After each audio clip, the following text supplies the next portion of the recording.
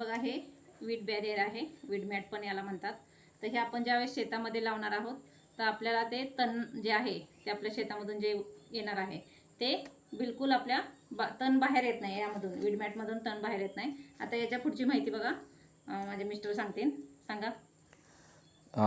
जसं त्यांनी सांगितलं आहे की हे तणाला कंट्रोल करण्यासाठी हे प्रभावी माध्यम आहे आता नवीन आलं आहे बाजारामध्ये.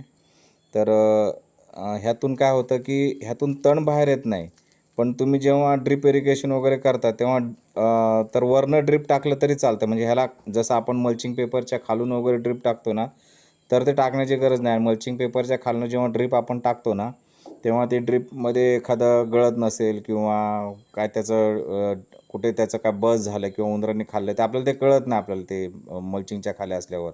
पण हे वरनं टाकता येतं आपल्याला. दुसरी गोष्ट मजुरांचा चालला होता आपला की